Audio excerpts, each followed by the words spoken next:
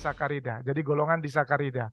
Yang kemudian berkembang hingga tahun 81, dikembangkan ada yang berat molekulnya 14.000 Dalton, kilodalton itu berat heparin, itu bisa lebih efektif daya ikatnya, afinitasnya dengan pada tahun 1980-an, akhirnya ditemukan golongan pentasakarida yang kita kenali dengan enoxaparin. Jadi enoxaparin ini merupakan salah satu obat yang sangat luas kita gunakan ya dalam praktek sehari-hari sebagai kardiolog.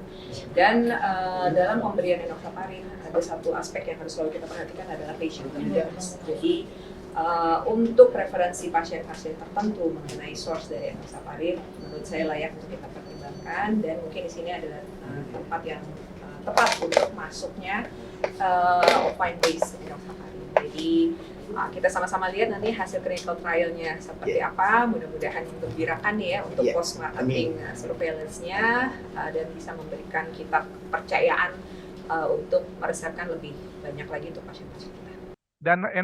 Dan obat enoxaparin tidak bisa bekerja sendiri. Kompleks dari enoxaparin ya atau heparin ditambah dengan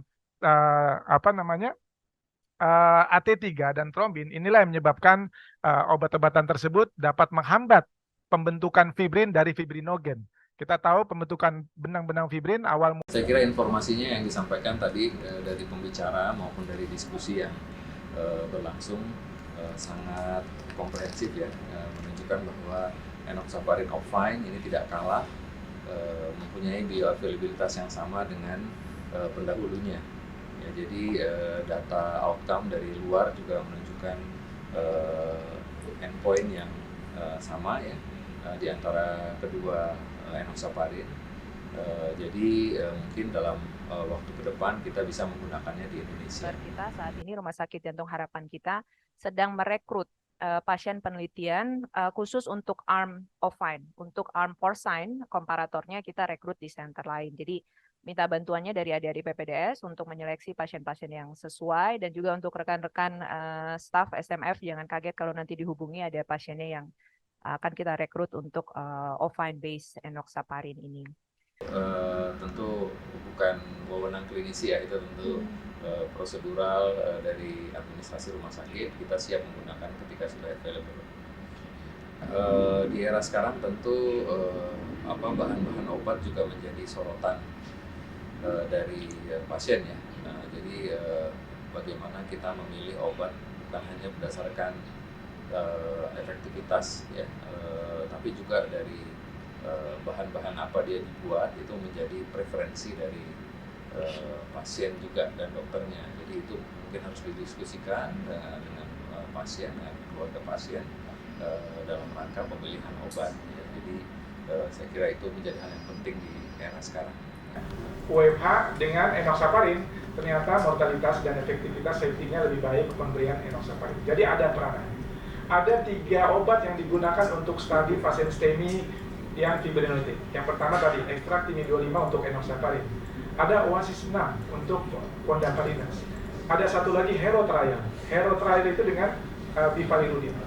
Ya, saya berharap tentu kita kan sedang melakukan penelitian juga di beberapa pusat di Indonesia. Kita berharap dia mempunyai efikasi yang sama dengan originator atau sediaan enoxaparin yang lain ya, sehingga dari data hard endpoint itu kita bisa yakin bahwa penggunaannya mempunyai efektivitas yang sama pada pasien-pasien ACS dengan produk enoxaparin yang lain.